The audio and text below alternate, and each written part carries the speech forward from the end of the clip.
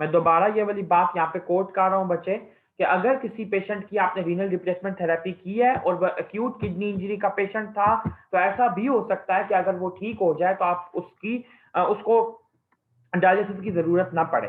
ठीक है।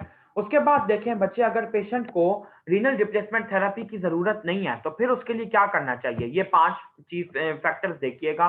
सबसे पहले उसकी क्लिनिकल कंडीशन को मॉनिटर करेंगे, मेरा एरो फॉलो कीजिए, स्पेशलिस्ट ओपिनियन लेंगे। ठीक है। यू वॉल्यूमिया मेंटेन करेंगे, ना पेशेंट हाइपोवॉलीमिक हो, क्योंकि हाइपोवॉलीमिक होने की वजह से उसको फर्दर उसकी एक्यूट किडनी इंजरी ट्रिगर हो सकती है। ठीक है।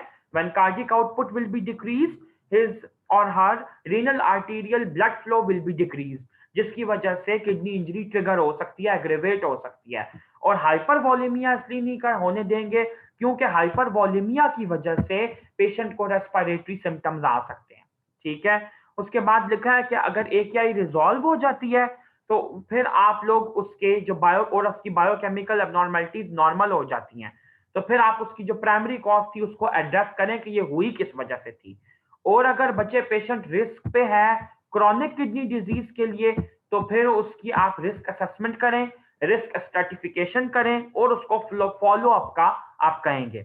ये सारा आपका प्रोटोकॉल था एक्यूट किडनी इंजरी का, ये इसकी जनरल मैनेजमेंट है। ठीक है। अभी मैं आप लोगों को कुछ और इमेजेस दिखाता हूं ताकि आप लोगों को चीजें बिल्कुल क्लियर हो जाए। ये आपकी बुक की बच्चे डायग्राम दिखा रहा हूं, डेविडसन ने जो यहाँ पे कोट किया है उसको देखिएगा कि एक्यूट किडनी इंजरी को कैसे हम लोग मैनेज करते हैं। सबसे पहले कहा गया है कि जो फ्लूइड स्टेटस है उसको डिटरमिन किया जाए। ठीक है। अगर पेशेंट हाइपोवॉलीमिक है तो उसका सिस्टेमिक हीमोडायनेमिक स्टेटस जो है उसको ऑप्टिमाइज करने की कोशिश करें।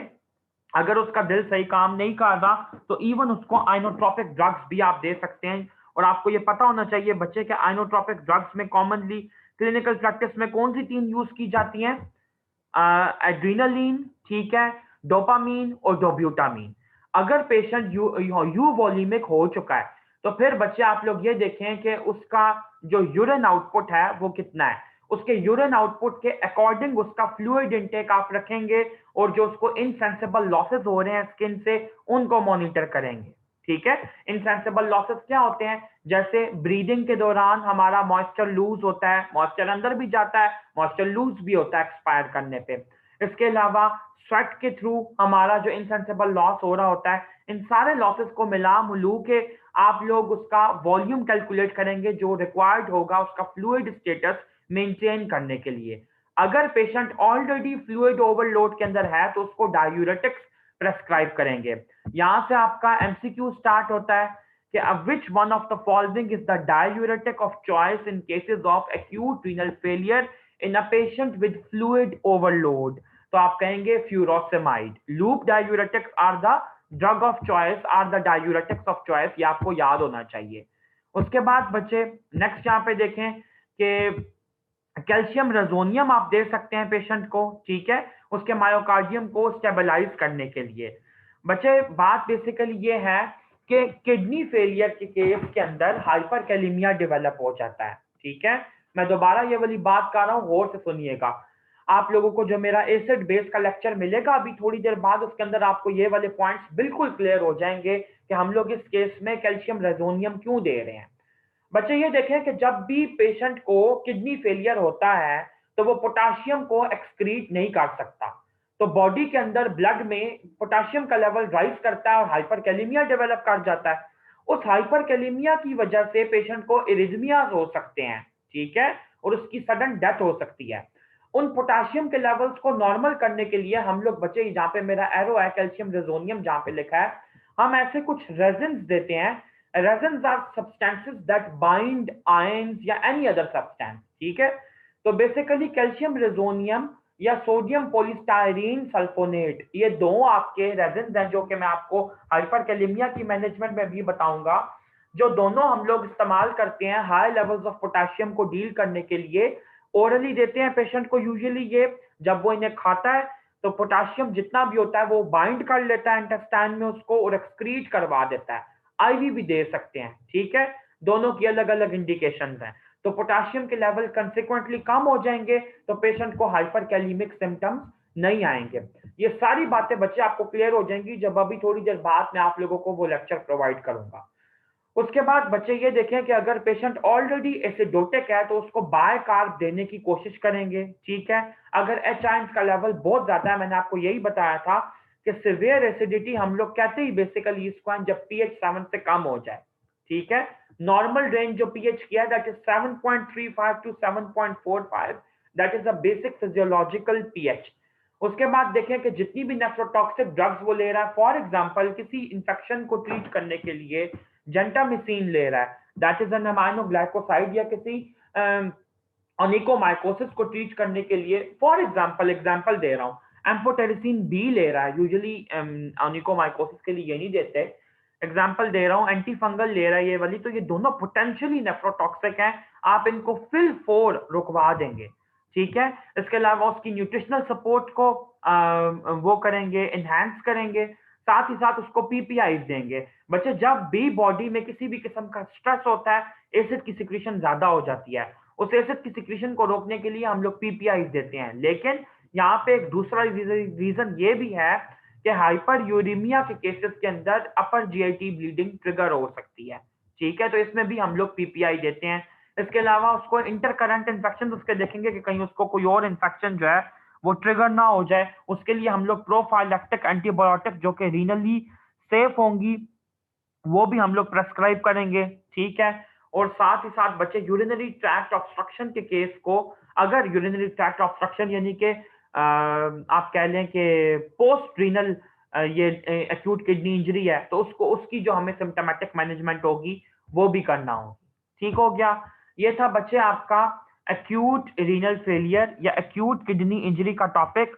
वैसे इंसान को ये बहुत ज्यादा मुश्किल लगता है, लेकिन आप लोगों ने आज ये स्टडी कर लिया है, so it must be clear to you all कि ये कोई इतना मुश्किल टॉपिक नहीं है। ये पता नहीं हमें क्यों इतना मुश्किल लगता है, बहुत इजी है। इवन के इसका तो सिनेरियो भी बहुत कम मतलब ऐसे आता है, अक्सर जो आपको सिनेरियोज आते हैं क्लिनिकली उसके अंदर ये नहीं कहा जाता डायग्नोज तो उसका आंसर हो कि एक्यूट किडनी इंजरी, बहुत कम ऐसे होता है, मतलब एसोसिएटेड कोई और डिजीजेस पूछी जाती हैं, ठीक है। उसके बाद बच्चे नेक्स्ट टॉपिक पे जो हम लोग आज टच करेंगे that is chronic kidney disease. Chronic kidney disease के मुतालिक आपको ये पता होना चाहिए सबसे पहले कि इसकी जो कॉमन कॉजेज हैं वो कौन कौन सी हैं। तो नंबर 1 पे बच्चे जो आती है दैट इज डायबिटीज मेलाइटिस, ठीक है। डायबिटीज मेलाइटिस आप लोगों को लाजमी याद होना चाहिए कि ये नंबर 1 कॉज है। नंबर 2 पे जितनी भी इंटरस्टिशियल डिजीजेज होती हैं जो कि यूजुअली ट्यूब्यूल्स को इन्वॉल्व करती हैं या किडनी के इंटरस्टिशियम को इन्वॉल्व करती हैं और ये ड्रग इंड्यूस्ड कॉजेज होती हैं। नंबर 3 पे और खास तौर पर बच्चे याद रखिएगा कि जो हकीमी दवाइयां होती हैं जिनकी लोगों को नहीं सेंस होती इस्तेमाल करने की, या जो क्वैक्स होते हैं वो प्रेस्क्राइब करते हैं, तो वो भी कॉज करवा सकती हैं, ठीक है। आई थिंक मैंने हकीमी गलत बोला है क्योंकि क्वैक्स का लफ्ज ज्यादा अप्रोप्रिएट है इस केस में। नंबर 3 पे आती हैं बच्चे ग्लोमेरुलर डिजीजेस, और ये आपका टिपिकल एमसीक्यू यूनिवर्सिटी के अंदर आ चुका है कि ग्लोमेरुलर कॉजेज के अंदर सबसे नोटोरियस डिजीज कौन सी है, तो दैट इज आईजीए नेफ्रोपैथी। इसके अलावा आप देखें कि हाइपरटेंशन भी कॉज करवा सकती है, सिस्टेमिक इन्फ्लेमेटरी डिजीजेस, ठीक है, यदि कि एसएलई वगैरह, एसएलई में कैरेक्टरिस्टिक ल्यूपस नेफ्राइटिस होता है। मुझे अच्छे से याद है हमारा फाइनल ईयर का एग्जाम था, पेपर 2 के अंदर ल्यूपस नेफ्राइटिस का सिनेरियो हमें आया था। इसके अलावा देखें रीनोवास्कुलर डिजीज हो सकती है कोई, जैसे कोई एथीरोमा बन चुका हो, रीनल आर्टरी का स्टेनोसिस हो, कोई कॉन्जेनिटल डिजीज हो सकती है जैसे पॉलीसिस्टिक किडनी डिजीज हो सकती है, एल्पर्ट सिंड्रोम हो सकता है, ठीक है। इसके अलावा अननोन कॉजेज भी एग्जिस्ट करती हैं। अब बच्चे ये क्रॉनिक किडनी डिजीज के अंदर जो आपकी प्रेजेंटेशन होगी वो यूजुअली वो ही होती है जो आपकी एक्यूट किडनी इंजरी में होती है कि इलेक्ट्रोलाइट डिस्टर्बेंसेस एग्जिस्ट करती हैं, हाइपरकैलेमिया एग्जिस्ट कर सकता है, एसिडोसिस एग्जिस्ट कर सकता है। जब किडनी का फंक्शन खराब होगा तो उसकी वजह से दूसरी मुसीबत ये पैदा होगी कि एरिथ्रोपोइटिन के लेवल्स कम होंगे, पेशेंट एनीमिया के साथ जो है सफर कर सकता है। यहाँ पे ये मैं आपको इमेज दिखाता हूँ, बड़ी खूबसूरत डेविडसन ने ये बनाई है, इसके अंदर सारे साइन एंड सिम्टम्स आपको याद हो जाएंगे। ये देखें बच्चे ऊपर से नीचे कि येलो कंप्लेक्शन डेवलप कर सकता है, ठीक है। जो येलो कंप्लेक्शन यहाँ पे डेवलप करता है बच्चे, that is usually due to these substances जो कि बॉडी में ओवर अमाउंट में एग्जिस्ट कर रहे हैं यूरिमिया की वजह से, ठीक है। इसको हम लोग सैलो अपीयरेंस कहते हैं, सैलो। उसके बाद देखें बच्चे कि दूसरी चीज है जगुलर वीनस पल्स जो होती है वो रेज कर सकती है, ठीक है। उसके बाद बच्चे देखें क्योंकि क्रॉनिक किडनी डिजीज की जो कंडीशन होती है इसके अंदर पेशेंट अपने एक्सक्रीटरी फंक्शन जो होते हैं उनसे माजूर हो चुका होता है, यानी कि उसकी किडनी एक्सक्रीटरी फंक्शन नहीं कर रहा तो पेशेंट फ्लूइड ओवरलोड में जा सकता है, ठीक है। इसके अलावा अगर पेशेंट को हीमोडायलिसिस के लिए डबल ह्यूमन कैथीटर पड़ा हुआ है, डुअल ह्यूमन कैथीटर पड़ा है या डायलिसिस की एक्सेस के लिए, तो उसके इन्फेक्शन हो सकते हैं, ठीक है। पेरिकार्डियल फ्रिक्शन रब हो सकती है, यूरिमिक पेरिकार्डाइटिस एक बहुत नोटोरियस कॉम्प्लिकेशन है कार्डियोवास्कुलर। आर्टीरियोवीनस फिस्टुला एग्जिस्ट कर सकते हैं, ठीक है। ट्रांसप्लांटेड किडनी का स्कार मार्क हो सकता है, ब्राउन पिगमेंटेशन हो सकती है नेल्स की, एक्सकोरिएशन हो सकती है, ठीक है, प्लूराइटिस की वजह से, क्योंकि यूरिक एसिड यूरेमिया जो होता है बच्चे, दैट बेसिकली यूरिया जो होता है, यूरिक एसिड नहीं urea, that triggers the degranulation of mast cells. ये आपने रीजन याद रखना है। जो क्रॉनिक किडनी डिजीज के पेशेंट्स होते हैं दे अक्सर कंप्लेंट कि मुझे बड़ी खुजली होती है, बड़ी खारिश होती है, तो उसकी अंडरलाइन कॉज जो है वो यूरिया के लेवल्स हैं। ब्रूजेबिलिटी इंक्रीज कर जाती है, ठीक है, कोलेजनाइजेशन को इम्पेयर करता है यूरिया का इंक्रीज लेवल। पेरिफेरल न्यूरोपैथी हो सकती है, और पेरिफेरल न्यूरोपैथी के जो ये 4 साइंस हैं, ये आपके प्रॉफ के एससीक्यू का क्वेश्चन है। आपको आता है कि पेरिफेरल न्यूरोपैथी जो क्रॉनिक किडनी डिजीज में हुई है, इसकी 4 बताएं कि किस फॉर्म में, 4 साइंस किस फॉर्म में ये मैनिफेस्ट हो सकती है। तो रिफ्लेक्सेस एब्सेंट हो सकते हैं या डिक्रीज हो सकते हैं, रिड्यूस सेंसेशन हो सकती हैं, पैरास्थीजिए टिंगलिंग हो सकती है, on and off situation feeling आ सकती हैं, और रेस्टलेस लेग, पेशेंट बेचैनी से अपनी टांगे हिलाता रहता है, ठीक है। उसके बाद बच्चे अगर फिगर का लेफ्ट साइड देखें तो पल्सस पैराडॉक्सिस एग्जिस्ट कर सकती है अगर पेशेंट को कार्डियक टेम्पोनेट या पेरिकार्डियल टेम्पोनेट हुआ है तो। इसके अलावा बच्चे देखें पेरिटोनियल डायलिसिस उसके अंदर डालना पड़ सकता है, ठीक है, जिसको हम लोग टेंचकॉफ कैथीटर कहते हैं। अब आप लोगों ने ये बात याद रखनी है, कभी भी किसी पेशेंट को पेट में इस तरह का कैथीटर पड़ा हुआ है जो क्रॉनिक किडनी डिजीज का है, तो इसका नाम आपको आना चाहिए। मैं एक बात यहाँ पे क्लियर करता चलूं, जब आप लोग लॉन्ग केस देने के लिए जाते हैं, ठीक है, प्रॉफ के अंदर खास तौर पे मैं ये स्पेसिफिकली बात कर रहा हूं, तो आपके बेड के ऊपर जो भी पेशेंट मौजूद होता है उसके साथ जितनी भी चीजें जुड़ी हुई हैं, चाहे उसको कोई एनजी ट्यूब पड़ी हुई है, चाहे उसको फॉलिक कैथीटर पड़ा हुआ है, चाहे उसे कोई ड्रेन पड़ा हुआ है, चाहे उसे कोई और कैथीटर पड़ा हुआ है, चाहे उसे आईवी लाइन लगी हुई है, ये सब की डिस्क्रिप्शन आपने जनरल फिजिकल एग्जामिनेशन में बतानी होती है कि पेशेंट को ये चीज यहाँ पे मौजूद है, ठीक है। अगर आप ये नहीं बताएंगे तो इसका मतलब है आपने जनरल फिजिकल एग्जामिनेशन किया ही नहीं है। इन चीजों को इग्नोर नहीं करना। इवन अगर पेशेंट के थंब के ऊपर पल्स ऑक्सीमीटर लगा हुआ है या वो ऑक्सीजन मास्क उसने पहना हुआ है, तो भी आपने ये चीज लाजमी बतानी है। दूसरी एक और चीज ये बताता चलूं कि अक्सर औकात सर्जरी के जो वाइवाज होते हैं, फॉर एग्जांपल एक पेशेंट का केस जो है वो अपेंडिसाइटिस का है या हर्निया का है, फॉर एग्जांपल कह रहा हूं, या कोलिसिस्टेक्टमी है उसको की गई है, पोस्ट ऑप केस है, तो आपसे जो वाइवा होता है फिर वो उस केस पे नहीं लिया जाता। अगर उसको ड्रेन पड़ा हुआ है तो सारा वाइवा ड्रेन पे चला जाता है, अगर उसको ड्रिप लगी हुई है उसके बेड साइड के अलॉन्ग तो सारा वाइवा फ्लूइड्स पे चला जाता है, अगर उसको फॉलिस कैथीटर पड़ा हुआ है तो सारा का सारा वाइवा फॉलिस से रिलेटेड हो जाता है। तो बात बताने का पर्पस ये है कि पेशेंट को जितनी भी ये अपेंडिजेस, जितनी भी ये सपोर्टिव चीजें लगी होती हैं, इनको इग्नोर नहीं करना, ठीक है। ये आपको प्रॉफ के अंदर काम आएंगी, ये बात मैं अभी क्लियर कर दूं, बाद में आके ये ना कहना कि मेरा टॉपिक कुछ और था, एग्जामिनर ने मुझसे कुछ और सुन लिया। चलो, अब ये देखो बच्चे कि क्रॉनिक किडनी डिजीज की कॉमनली इन्वेस्टिगेशन क्या होती हैं। ढेर इन्वेस्टिगेशन इसने लिख दी हैं, ठीक है। मजे की बात यह है कि प्रॉफ में आपको ये क्वेश्चन नहीं आता ऐसे कि सिंपल सिंपल केस और उसमें कहा जाए डायग्नोज तो उसका आंसर हो क्रॉनिक किडनी डिजीज। ऐसे क्वेश्चंस यूजुअली अवॉइड किए जाते हैं क्योंकि ये बहुत ही सिंपल हो जाते हैं और अनऑब्वियस हो जाते हैं, नॉन स्पेसिफिक, कि इनमें लिखा क्या जाए। तो बच्चे अक्सर औकात कॉज दे के आपको ये पूछा जाता है, ठीक है। जैसे अगर मैं छोटी सी एग्जांपल यहाँ पे कोट करूं, तो एक बच्चा है जिसके बटक्स पे बड़े बड़े परपरा बने हुए हैं, ठीक है, और उसके किडनी की आपको मैं प्रोफाइल दे दूं कि वो डीरेंज्ड है, तो आपको पूछा जाए कि वो काफी अरसे से इस तरह है, ठीक है, मतलब 6 मंथ हो चुके हैं और अब हम उसका डायलिसिस प्लान कर रहे हैं क्योंकि वो एंड स्टेज की तरफ जा रहा है। तो आप क्या कहेंगे, Henoch Schonlein purpura leading to chronic kidney disease, या आप ये कहेंगे कि chronic kidney disease having Hinoch Schweinlein Purpura as its cause।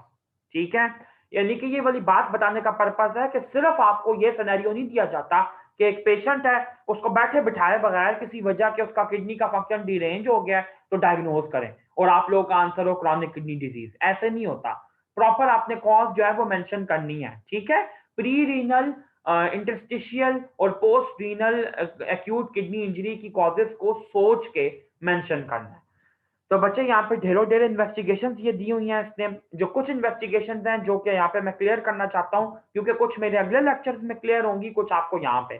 सबसे पहली चीज बच्चे, हाइपरकैलेमिया और एसिडोसिस का मैं बता चुका हूँ कि क्रॉनिक किडनी डिजीज में ये को एग्जिस्ट करते हैं। नंबर 2 आप ये देखें, कैल्शियम फॉस्फेट, पैराथायरॉयड हार्मोन और विटामिन डी के लेवल्स इसके अंदर डिस्टर्ब होंगे। क्यों? मैंने आप लोगों को पहले भी बताया बच्चे कि जब किडनी अपना काम प्रॉपरली नहीं करती तो विटामिन डी जो होती है उसकी एक्टिवेशन नहीं हो पाती।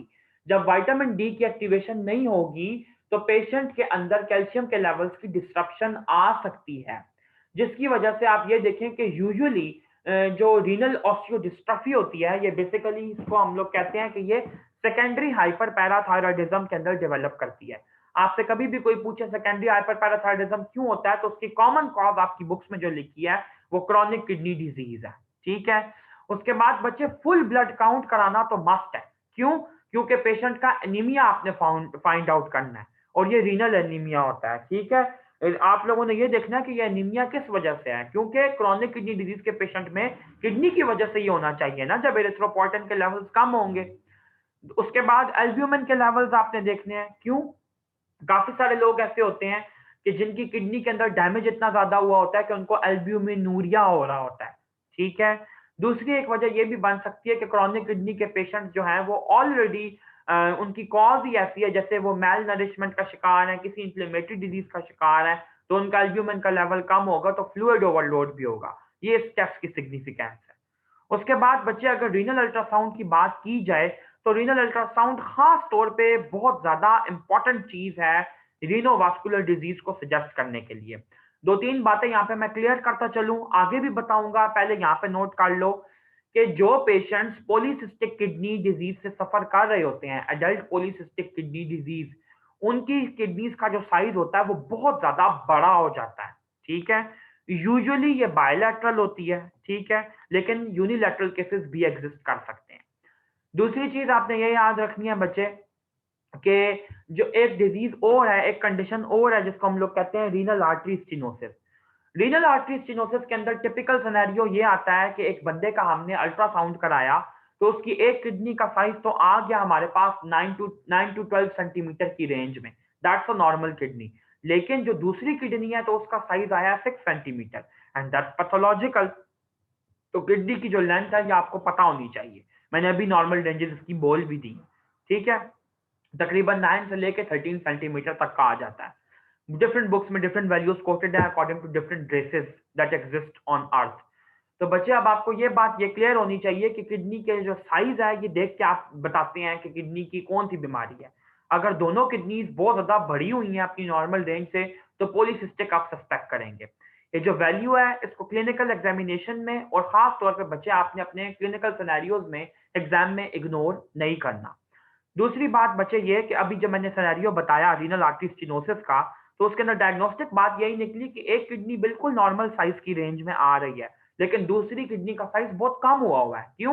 क्योंकि रीनल आर्टरी का स्टेनोसिस वहां पे एग्जिस्ट कर रहा है। ठीक है, ये बच्चे को टेस्ट थे क्रॉनिक किडनी डिजीज के, मैंने कहा आप लोग को बिल्कुल क्लियर कर दूं ताकि आप लोग को ये एग्जाम में भी काम आए। उसके बाद बच्चे एक और फिगर आप लोग को दिखानी है जो कि बहुत ज्यादा इंपॉर्टेंट है। ये देखें, एक सेकेंड, मैंने आप लोगों के लिए अभी थोड़ी देर पहले डाउनलोड किया है क्योंकि आपकी बुक के अंदर डेविडसन में बिल्कुल स्टार्ट में ये दी हुई है लेकिन बाद में ये नहीं दी हुई। ठीक है, ये बच्चे एक क्लासिफिकेशन है, इसका नाम पहले मैं आपको लिखवा दूं, इसका नाम ये है KDIGO, classification of chronic kidney disease. Please इसको नोट कर लीजिए, आपके प्रॉफ का टिपिकल क्वेश्चन आ सकता है। सारे क्वेश्चन कॉन्सेप्ट वाले नहीं आते, कुछ रट्टे वाले भी आते होते हैं और इवन ऐसे भी हो सकता है कि आपको ये पूरा सिनेरियो दे दिया जाए कि एक बंदा क्रॉनिक किडनी डिजीज का नॉन पेशेंट है। ठीक है, और आपको दे दिया जाए कि उसका जो जीएफआर है वो इतना है और जो उसका यूरिन आउटपुट है वो इतना है। अब आप ये बताएं KDIGO क्लासिफिकेशन के अकॉर्डिंग वो किस स्टेज के अंदर फॉल करता है, ये आपका टिपिकल क्वेश्चन है। बिल्कुल वैसे ही जैसे सर्जरी में आपको ये क्वेश्चन दिया जाता है, एक बंदे को रेक्टल कार्सिनोमा है, ये तो हमें भी पता है। अब उसकी ये वाली लिम्फ नोड इन्वॉल्व है लेफ्ट साइड पे, राइट साइड पे नहीं इन्वॉल्व, इतनी उसकी थिकनेस है ट्यूमर की, तो उसकी स्टेज बताएं। बिल्कुल ऐसे मेडिसिन में भी ये क्वेश्चन आ जाता होता है। दूसरी चीज ये पता होनी चाहिए कि क्रॉनिक किडनी डिजीज के केसेस में अगर आपको ये नाम ना दिया जाए, आपको ना कहा जाए कि KDIGO के अकॉर्डिंग बताओ, तो भी ये ऑब्वियस होना चाहिए कि हमने KDIGO के अकॉर्डिंग ही बताना है, क्योंकि ये इंटरनेशनल क्लासिफिकेशन है। ठीक है, अब आप ये देखें KDIGO क्लासिफिकेशन के अकॉर्डिंग क्रॉनिक किडनी डिजीज की 5 स्टेजेस जो होती हैं वो एग्जिस्ट करती हैं। सबसे पहले आपको ये पता होना चाहिए कि जो GFR है, ये देखिए ये क्या है। GFR बच्चे ये देखें, एक तरफ GFR को हमने चार्ट किया हुआ है, दूसरी तरफ हमने एल्ब्यूमिन के जो लेवल्स हैं उनको चार्ट किया हुआ है कि एल्ब्यूमिन के लेवल्स नहीं बल्कि एल्ब्यूमिनूरिया कितना है। ठीक है, पहले हम लोग देखते हैं बच्चे, हमारे लिए जो इंपॉर्टेंट ज्यादा है वो GFR के लेवल्स हैं। G1, G2, G3, G4, G5 और G3 की फर्दर 2 कैटेगरीज हैं, G3A और G3B। जो G1 है दैट इज नॉर्मल और हाई GFR। ठीक है, यानी कि पेशेंट का जो GFR है वो नॉर्मल है, और इसकी वैल्यू कितनी होती है नॉर्मल पेशेंट्स में, यहाँ पे यूनिट्स लिखे हुए हैं, ml पर मिनट पर 1.73 मीटर स्क्वायर। एक एवरेज 70 kg मेल का जो सरफेस एरिया होता है वो 1.73 मीटर स्क्वायर होता है उसकी पूरी बॉडी का। तो अगर उसका GFR 90 या 90 से ज्यादा है तो दैट्स टोटली नॉर्मल। ठीक है, उसके बाद आइडियल जो GFR की वैल्यू है उसको अभी आप लोग छोड़ दें, अभी सिर्फ इस वाली को देखें। G2 देखें बच्चे क्या है, माइल्डली डिक्रीज अगर 60 से 90 की रेंज में आया है। ठीक हो गया। उसके बाद बच्चे देखें G3A है 45 से 60 तक, यानी कि 45 से 59 तक। G3B है 30 से 45 तक। G4 है 15 से 30 तक। और G5 है जो बिल्कुल एंड स्टेज वाली चीज है, that is less than 15 ml पर मिनट पर 1.73 मीटर स्क्वायर का GFR होना। अब बात बच्चे आपने इसमें ये याद रखनी है, जो चीज बच्चे अक्सर भूल जाते हैं वो मैं यहाँ पे हाईलाइट करना चाहता हूँ कि G1 90 है, ये तो हमें याद हो गया। G2 जो है ना, इसके अंदर 30 यूनिट्स की रेंज है, 60 से 90 तक G2 एग्जिस्ट कर सकता है। मैं दोबारा रिपीट कर रहा हूँ, G2 जो आपकी स्टेज है क्रॉनिक किडनी डिजीज की, इसके अंदर 60 टू 90 तक की रेंज शामिल है, लेकिन बाकी नीचे वाली जितनी भी रेंजेस हैं ये 15 यूनिट्स की हैं। देखें जैसे G3A 45 से 60 है तो 15 यूनिट्स का डिफरेंस बनता है, G3B 30 से 45 है 15 यूनिट्स, ये सारी बाकी 15 की हैं, सिर्फ G2 जो है वो 30 यूनिट्स की है। ये बच्चों को बिल्कुल बात भूल जाती है, फिर सिनेरियो में उनको क्लासिफाई नहीं करना आता कि क्रॉनिक किडनी डिजीज कौन सी रेंज में फॉल कर रही है। उसके बाद अगर एल्ब्यूमिनूरिया की बात की जाए तो एल्ब्यूमिनूरिया बच्चे देखें A1 हम कहते हैं अगर लेस देन, अच्छा ये बात मैं यहाँ पे क्लियर कर दूं, अगर आप लोग मिलीग्राम पर मिलीमोल में याद करेंगे तो ज्यादा फायदे में रहेंगे।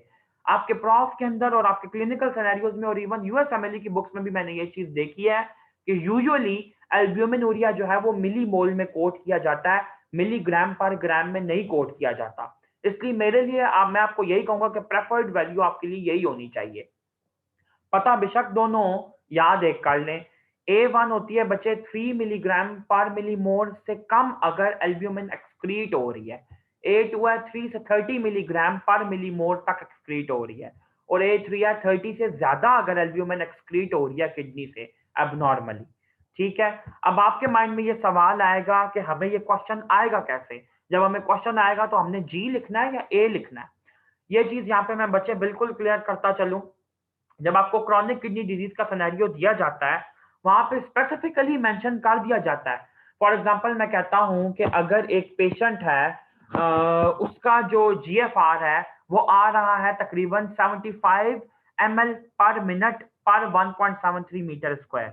ठीक है, और उसको एल्ब्यूमिनूरिया जो है वो है 2 मिलीग्राम पर मिलीमोल। ठीक है, बस मैंने सिनेरियो में ये दे दिया है, बाकी उसके साइन एंड सिम्टम्स भी दे दिए हैं। नेक्स्ट पार्ट में मैंने ये पूछा है कि इसकी क्रॉनिक किडनी डिजीज की कौन सी स्टेज बनती है। अब मैंने ये स्पेसिफाई नहीं किया कि आपने G वाली स्टेज बतानी है या A वाली बतानी है, तो वहां पे आप लोग दोनों चीजें मेंशन करेंगे कि G2 और A1, ये इसकी क्लासिफिकेशन बनेगी। ठीक है। दूसरी बच्चे आपने ये याद रखनी है बात कि कभी कभी सिनेरियो में पार्ट में ये भी दे दिया जाता है कि इसका सिर्फ ग्लोमेरुलर स्टेज बताएं, GFR की स्टेज बताएं, सॉरी।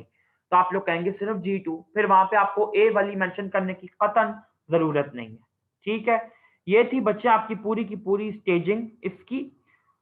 उसके बाद बच्चे अब मैं एक आप लोग को कुछ और इमेजेस यहाँ पे दिखा दूं, फिर मैं आप लोग को इसके ट्रीटमेंट्स के मुतालिक बताता हूँ कि क्रॉनिक किडनी डिजीज को हम लोगों ने कैसे ट्रीट करना है। नहीं, ये हमारी रेलिवेंट नहीं है, ये भी नहीं है।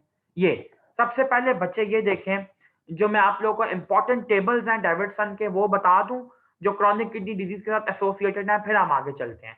बच्चे ये आपके प्रॉफ का एससीक्यू का टिपिकल क्वेश्चन है और एमसीक्यू में भी आ जाता होता है। मैं बताता हूँ कैसे पूछा जाता है। एससीक्यू में आए तो ये पूछा जाता है, what are the causes of chronic kidney disease, what are the causes of anaemia in chronic kidney disease. तो आपको ये 5 कॉजेज पता होनी चाहिए कि what are the pathologies behind anaemia in CKD. Number 1, kidney जो है वो इरिथ्रोपोइटिन प्रोड्यूस करता है, वो नहीं प्रोड्यूस करेगा। नंबर 2, टॉक्सिक इफेक्ट्स होंगे यूरेमिया के मैरो सेल्स पे। जब मैरो सेल्स की पॉइजनिंग होगी यूरेमिया से तो वो अपना काम नहीं कर सकेंगे, उनका अपोप्टोसिस होना शुरू हो जाएगा। नंबर 3, जो रेड ब्लड सेल्स होते हैं उनकी मेम्ब्रेन को इफेक्ट करता है यूरिया। ठीक है, उनका सर्वाइवल कम होता है, वो हिमोलाइज हो सकते हैं। नंबर 4, ब्लड लॉस हो सकता है कैपिलरी फ्रेजिलिटी की वजह से और फ्लूइड पुअर प्लेटलेट फंक्शन की वजह से। क्रॉनिक किडनी डिजीज के अंदर बच्चे जब हाइपर यूरेमिया होता है तो यूरेमिया इफेक्ट करता है प्लेटलेट्स को। प्लेटलेट्स जब अपना काम नहीं करेंगे, नॉर्मली उनको जहां जहां पे क्लॉटिंग करवानी चाहिए, अगर वो अपनी क्लॉटिंग नहीं करवाते तो आपकी ब्लीडिंग टेंडेंसी बढ़ जाती है, जिसकी वजह से ब्लड लॉस हो सकता है, उसकी वजह से भी एनीमिया हो सकता है। ठीक है। और एक और है reduced intake, absorption and utilisation of dietary iron. अगर जो पेशेंट है उसकी रिक्वायर जो इनटेक है आयरन की वो ही कम है, तो ये बात यहाँ पे क्लियर करता चलूं, हमें अपने फाइनल ईयर के प्रॉफ में और आप लोग पास्ट पेपर्स भी उठा के देख सकते हैं, काफी दफा ये वाला सवाल आ चुका है कि मल्टीपल माइलोमा के अंदर किडनी के डैमेज होने के 4 रीजंस लिखें। अब डेविडसन के अंदर बिल्कुल इस तरह का ये टेबल बना हुआ है हीमाटोलॉजी में, और मल्टीपल माइलोमा के अंदर 4 कॉजेज लिखी हुई हैं क्रॉनिक किडनी डिजीज होने की। बिल्कुल इसी तरह ये जो टेबल बना हुआ है ये पूरा एसक्यू की फॉर्म में आ जाता है। एमसीक्यू की फॉर्म में ये ऐसे आ सकता है कि आपको 4 कॉजेज ठीक दी जाए, एक कॉज कोई गलत दी जाए और पूछा जाए which one of the following is not a probable cause of anaemia and CKD. ठीक है, ये इसलिए मैंने टेबल आपको इतना एम्फोसिस के साथ करवाया। तो बच्चे अब हम लोग हीमोडायलिसिस पे जाने से पहले क्रॉनिक किडनी डिजीज से रेलिवेंट कुछ और बातें डिस्कस करेंगे, उसके बाद हम लोग आगे जो है वो मूव ऑन करेंगे। तो बच्चे क्रॉनिक किडनी डिजीज के मतलब सबसे पहले आप लोग को ये बताता चलूं कि जो इसकी मैनेजमेंट होती है वो किन किन बातों पे डिपेंड करती है। तो बच्चे इसकी मैनेजमेंट जो होती है that usually depends on 5 main principles. Number 1 ये कि जो रीनल फंक्शन है, आरएफटीज हैं, उनको मॉनिटर किया जाए। ठीक है। नंबर 2, ये प्रिंसिपल्स हैं सीकेडी के मैनेजमेंट के, मैं रिपीट कर रहा हूं। नंबर 2 कि जो रीनल डैमेज है उसको स्लो डाउन किया जाए या उसको प्रिवेंट किया जाए। नंबर 3 बच्चे कॉम्प्लिकेशंस जो रीनल फेलियर की हो रही हैं उनको लिमिट किया जाए। नंबर 4 जो रिस्क फैक्टर्स हैं कार्डियोवास्कुलर डिजीजेस के, जो सीकेडी के अंदर साथ ही साथ डेवलप कर रहे हैं या पहले से मौजूद हैं सीवीएस डिजीजेस के, उनको कम से कम किया जाए। ठीक है। नंबर 5 पे बच्चे जो रीनल रिप्लेसमेंट थेरेपी होती है वो इंडिकेट की जाए, ये आपने लाजमी याद रखना है। ठीक है, कि पेशेंट को ये देखा जाए कि क्या उसको जरूरत है या नहीं है रीनल रिप्लेसमेंट थेरेपी की। तो बच्चे ये 5 मेन प्रिंसिपल्स हैं। अब इनके इनके अंदर अब ये प्रिंसिपल्स हमने डिस्कस कर लिए, अब हम लोग स्पेसिफिक मैनेजमेंट डिस्कस करते हैं। सबसे पहली चीज बच्चे जो हम लोग यहाँ पे इंडिकेट करेंगे that would be anti hypertensive. क्यों? क्योंकि सीकेडी के पेशेंट के अंदर hypertension is the main symptom. तो बच्चे हाइपरटेंसिव आपने प्रेस्क्राइब करने हैं looking at the condition of patient, उसको कौन से हाइपरटेंसिव जो होते हैं वो सूट करते हैं। अब यहाँ पे मैं हाइपरटेंसिव के नाम बताता अच्छा नहीं लिखता लगता, क्यों? क्योंकि हम लोग कार्डियोलॉजी में ऑलरेडी वो डिटेल के अंदर पढ़ चुके हैं। ठीक है, उसकी डिटेल में मैं फर्दर यहाँ पे नहीं जा रहा। अच्छा, तो बच्चे एंटी हाइपरटेंसिव तो आप लोग एक दे रहे हैं, एंटी हाइपरटेंसिव देने का 2 एम्स होने चाहिए। ये मैं यहाँ पे खुद आप लोगों को लिखवा रहा हूँ, बुक में नहीं लिखे हुए।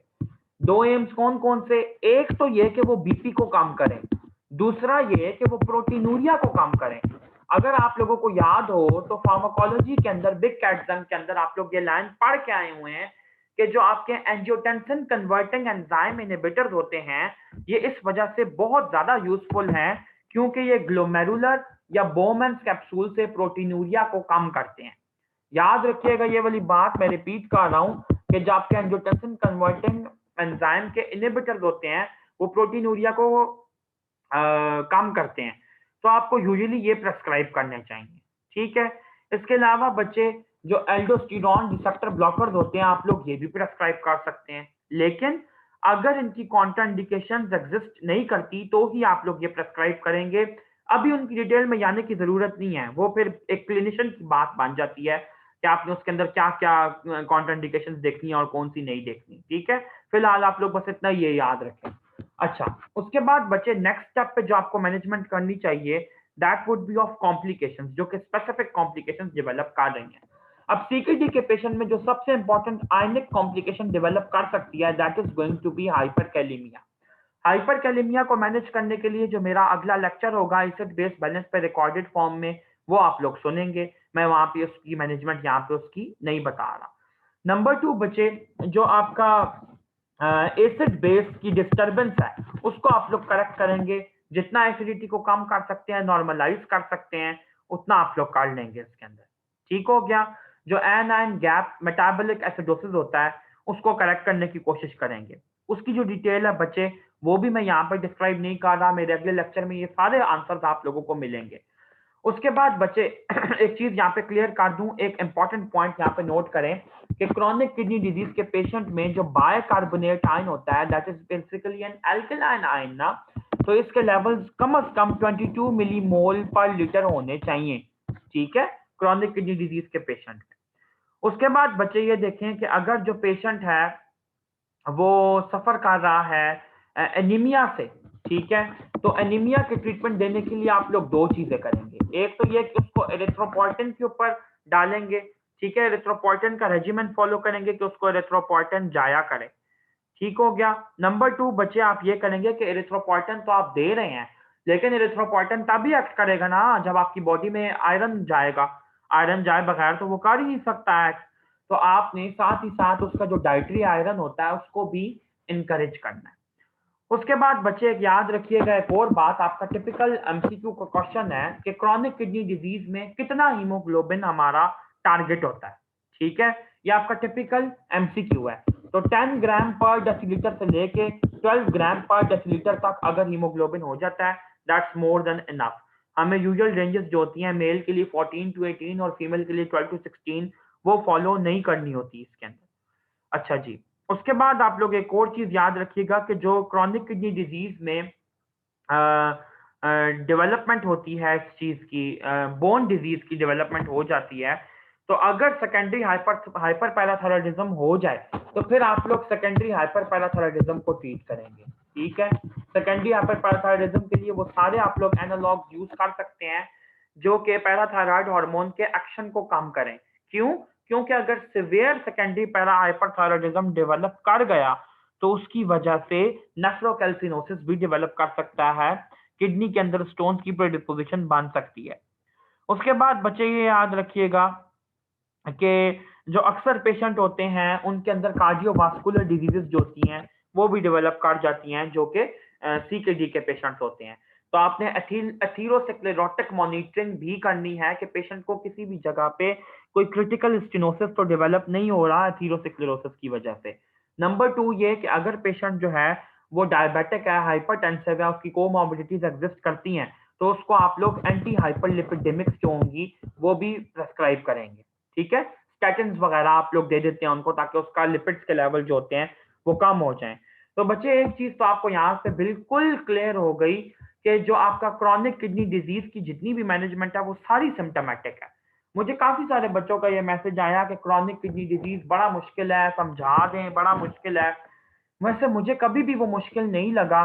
बात यह है कि किडनी लगती ही मेजॉरिटी लोगों को बोरिंग है, इसलिए लोगों को ये मुश्किल लगता है, वरना ये बहुत ईजी है। अच्छा बच्चे, अब हमारा जो नेक्स्ट टॉपिक है डायलिसिस वाला और बाकी चीजें जितनी भी रहती हैं अब हम लोग उनको कल देखेंगे। ठीक हो गया? तो आज का जो बच्चे आपका टॉपिक था वो इतना